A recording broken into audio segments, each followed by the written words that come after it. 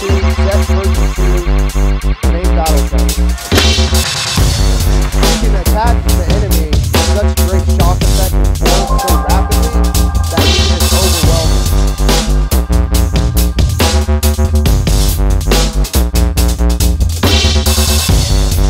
You know, everything's about expeditionary readiness in the United States Army, so I think that if you come out here and go all over the different places in the world and train and partner, it'll just make people more well-rounded and put more tools in the toolbox.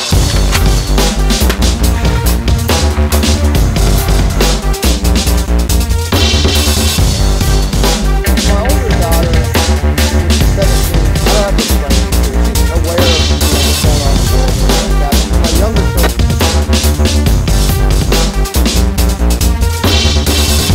U.S. Army M1 Abrams tanks in Europe are getting explosive armor. U.S. Army soldiers in Europe are adding extra protection to their M1A2 Abrams main battle tanks in the form of explosive reactive armor. The explosive-filled packages could help the tanks stand up to increasingly advanced tanks and anti-tank munitions, like the ones Russia is developing or has already fielded to its own forces. In January 2017, troops from 3rd Brigade Combat Team 4T Infantry Division began arriving at sites across northeastern Europe as part of Pentagon's efforts to deter Russian aggression, known as Operation Atlantic Resolve. The next month, soldiers and contractors started fitting the Abrams Reactive Armor Tile (ARA) suite to 1st Battalion, 66th Armor Regiment's tanks in Germany. The ARA looks like a good package, Army Captain James England, head of 1-66th Company B, told the service's reporters. In our current operating environment, should we have to engage a near-peer threat, we have to retain that mobility. The kit includes rucksack attached to the Abrams hull and turret. Once in place, crews slot in a set of explosive-filled tiles.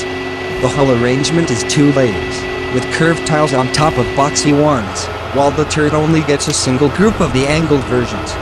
When an incoming shell or rocket hits the blocks, they detonate, helping prevent the projectile from penetrating into the vehicle and protecting the crew. As with most reactive armor systems, ARA tiles work once and then tankers must install new ones. Reactive armor first became widely popular in the 1970s. The near-peer threat England was talking about is clearly a Russian army that appears to be rapidly modernizing. In addition to American TOW missiles, both Soviet-era and newer Russian-made anti-tank weapons along with Iranian copies have made a mark on recent fighting in Syria, Iraq and Yemen.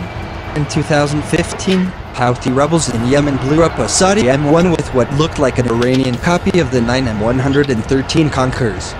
The next year, Islamic State terrorists hit an Iraqi Abrams with a newer 9 M133 Cornet, causing a spectacular explosion as the tank's ammunition cooked off.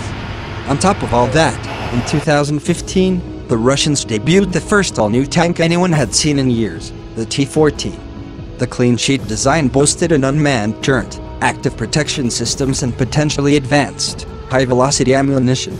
In addition, Moscow's troops hope to get a whole suite of other tracked and wheeled armored personnel carriers and support vehicles, including the heavy T-15, which shares the same armored chassis as the T-14. Since the Kremlin decided to intervene in the civil conflict in Ukraine's eastern regions in 2014, many of Russia's best military capabilities have been on display. While the T-14 hasn't made an appearance, Moscow's participation in the conflict has been defined in part by the deployment of significant numbers of T-72B3 tanks. Despite the name, this is a significant improvement over earlier models that make the tanks comparable in many respects to the later T-90. The upgrade package involves a frame-off rebuild resulting in, essentially, a new tank. The U.S. Army's Foreign Military Studies Office explained in the February 2016 edition of its magazine Watch. The overhauled tank has additional sensors, communications equipment, and an internal firefighting system to protect the crew. The biggest update is a powerful new engine, packing 300 more horsepower, giving the tanks a top speed of over 40 miles per hour on paved roads and an unriffled combat range of approximately 300 miles.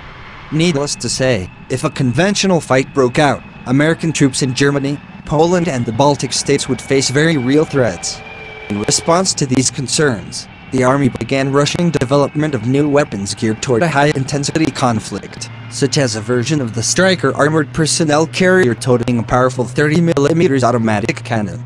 A rod is similarly supposed to show the army is serious about the situation and the mission. However, reactive armor has always been far from a perfect solution. Depending on what terrain you're in, whether you're in rural or urban terrain, the purpose of angled tiles is so that a blast will go down or upwards, which will allow the impact to deflect outward rather than at the tank crew, First Sergeant Ryan Dilling, Company B's top non-commissioned officer, explained. If you have dismounts on the ground and they're working in close proximity of the tank, you'd want to angle the tiles down so if there was a blast, it would go out and down to minimize the effect against soldiers nearby, Dilling added.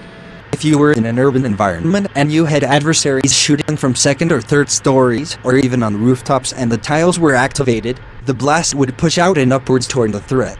Reactive armor was a key piece of the Army's tank urban survival kit, Tusk, which General Dynamics Land Systems crafted in the late 2000s.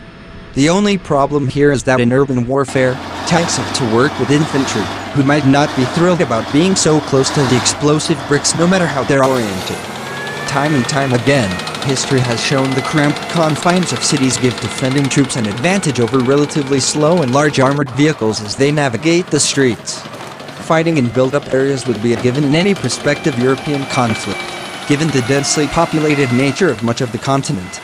The capitals of NATO members Estonia and Latvia are both less than 200 miles from Russian border or one tank of gas for a company of T-72B3. This is why the Army has been working to add a so-called active protection system to the Abrams, as well as the Bradley fighting vehicles, Strykers, and the future Armored Multi-Purpose Vehicle (AM). Though manufacturers and military forces are understandably tight-lipped about the specifics, these systems, including Israel's Trophy and Russia's Arena, generally link a physical interceptor of some sort to radars, infrared optics, or other sensors.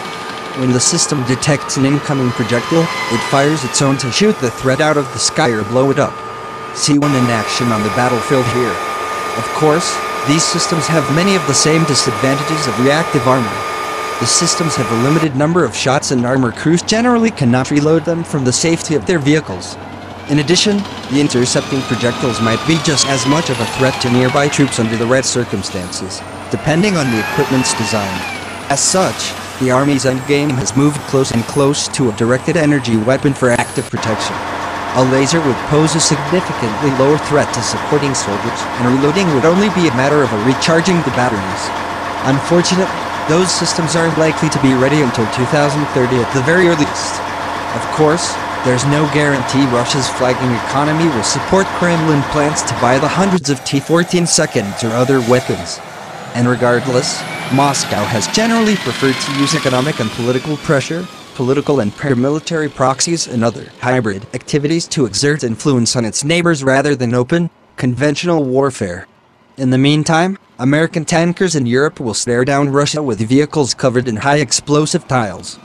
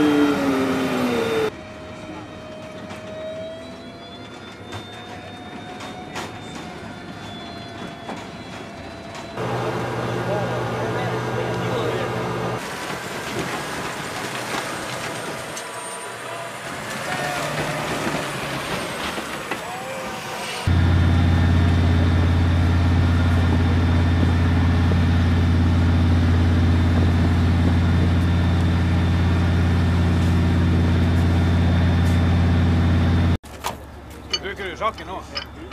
Jeg tenkte jeg skulle bruke tekroka. Så setter vi på den. Oh, you can do that. I can look.